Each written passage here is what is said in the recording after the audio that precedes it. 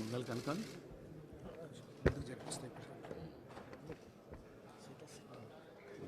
కొద్దిగా పొడుగానే ఉన్నది.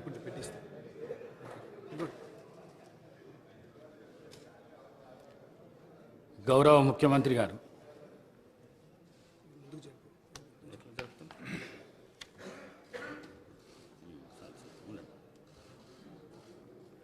మూడవ తెలంగాణ శాసనసభ యొక్క సభా అధ్యక్షుడిగా గడ్డం ప్రసాద్ కుమార్ గారిని ఈ శాసనసభలో కాంగ్రెస్ పార్టీ, భారత రాష్ట్ర సమితి, అదేవిధంగా సిపిఐ, ఎంఐఎం పార్టీలు ప్రత్యక్షంగా మద్దతు పలికి ఏకగ్రీవంగా ఎన్నిక కావడానికి, అదేవిధంగా భారతీయ జనతా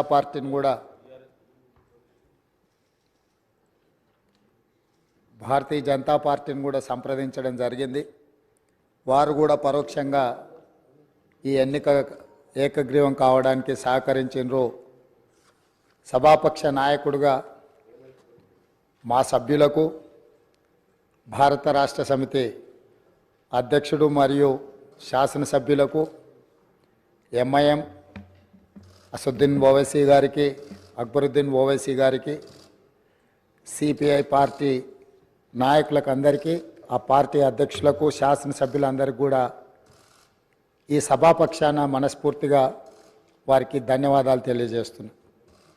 ఈ సభ ఒక మంచి సాంప్రదాయానికి మొదటి రోజే మనమందరము ఒక మంచి సాంప్రదాయాన్ని ముందుకు తీసుకెళ్ళడానికి అందరూ సహకరించడం, ఈ సాంప్రదాయం భవిష్యత్తులో కూడా కొనసాగాలి.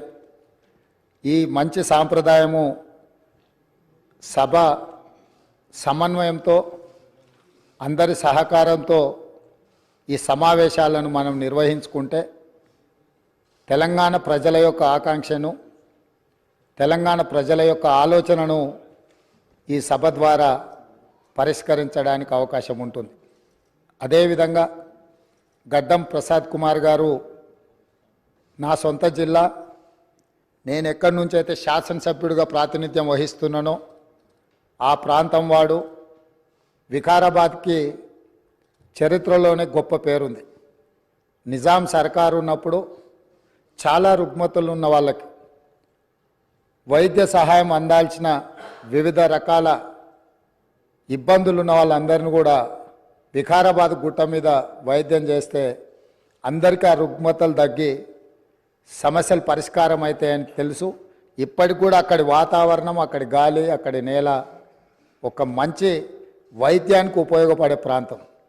ఆ ప్రాంతం నుంచి వచ్చిన గడ్డం ప్రసాద్ కుమార్ గారు మన 3వ శాసనసభకు స్పీకర్గా ఎన్నిక కావడం ద్వారా సమాజంలో ఉన్న ఎన్నో రుగ్మతలను, సమస్యల్ని ఈ సభలో వారి నాయకత్వాన చర్చ జరిగి పరిష్కారం అవుతుందని చెప్పి నేను స్పష్టంగా భావిస్తున్నాను, ఆశిస్తున్నాను.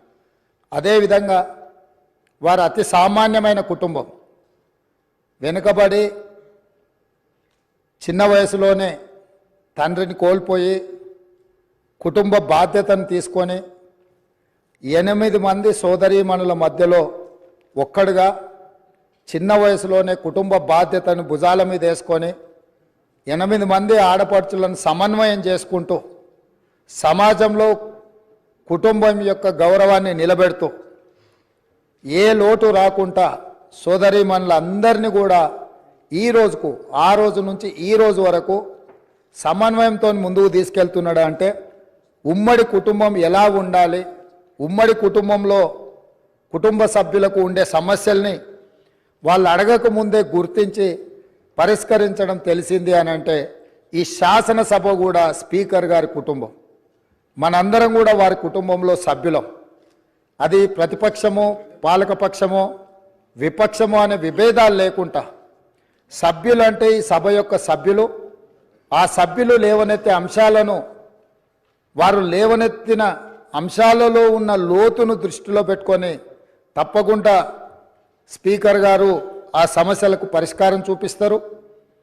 ఒక కుటుంబాన్ని, ఉమ్మడి కుటుంబాన్ని నడిపించడం, సమన్వయం చేయడం, సమాజంలో ఆ కుటుంబం యొక్క గౌరవాన్ని నిలబెట్టడం తెలిసిన వ్యక్తులు ఈ సభకు సభాధ్యక్షుడు అయిందంటే మన అందరి యొక్క హక్కులను తప్పకుండా వారు కాపాడతారు. అదేవిధంగా వారు రాజకీయ ప్రస్థానం స్థానిక సంస్థలు ఒక ఎంపీటీసీగా వారి రాజకీయ ప్రస్థానం మొదలయ్యి అక్కడి నుంచి వారు ఎంపీపీ అవ్వడం, 2008 ఉప ఎన్నికలలో శాసనసభ్యుడిగా ఎన్నికవ్వడం, 2009లో తిరిగి వారు శాసనసభ్యుడిగా ఎన్నికవ్వడం, తర్వాత వారు మంత్రిగా సేవలు అందించడం, హ్యాండ్లూమ్ వీవర్స్కి వాళ్ళకున్న లోన్లు కానీ లేకపోతే వాళ్ళ సమస్యలను పరిష్కరించడంలో క్రియాశీలక పాత్ర పోషించడము, వారు మంత్రిగా ఉన్నప్పుడు వికారాబాదును శాటిలైట్ టౌన్గా గుర్తించి కీర్తిశేషులు పెద్దలు జైపాల్ రెడ్డి గారు అర్బన్ డెవలప్మెంట్ మినిస్టర్గా ఉన్నప్పుడు ఢిల్లీకి వెళ్ళి వారితో మాట్లాడి వికారాబాద్ పట్టణాన్ని శాటిలైట్ టౌన్గా గుర్తించి 2200 కోట్ల రూపాయలు మంజూరు చేయించి అక్కడ అభివృద్ధి కార్యక్రమాలను ముందుకు తీసుకెళ్ళి ఆ రోజు వారు అక్కడి ప్రజల యొక్క సేవలో వారు ముందున్నారు. అదేవిధంగా అక్కడ మెడికల్ కాలేజ్ కావాలని వారే ఆ రోజు ఆ ప్రతిపాదన తీసుకొచ్చి ఈరోజు మెడికల్ కాలేజ్ మంజూరు అయింది. ఇంకా స్టాఫ్ ఇతర అంశాలు కూడా కొన్ని ఉన్నాయి. వారే అక్కడి నుంచి ఆదేశాలు ఇచ్చి తప్పకుండా ఆ సమస్యను పరిష్కరించడమే కాకుండా అప్పా జంక్షన్ నుంచి వికారాబాద్ మన్నగూడ చౌరస్తా వరకు రోడ్ వైడనింగ్ విషయంలో కానీ వీట్లల్లో కూడా వారు ప్రత్యేకమైన చొరవ చూపించి ప్రాంతం యొక్క అభివృద్ధిని వారు ఎప్పుడూ మర్చిపోకుండా వారు ఎన్నికలలో గెలిచిన ఒకవేళ ఫలితాలు వారికి అనుకూలంగా రాకపోయినా వారెప్పుడు కూడా ప్రజలకు దూరంగా ఉండలేదు.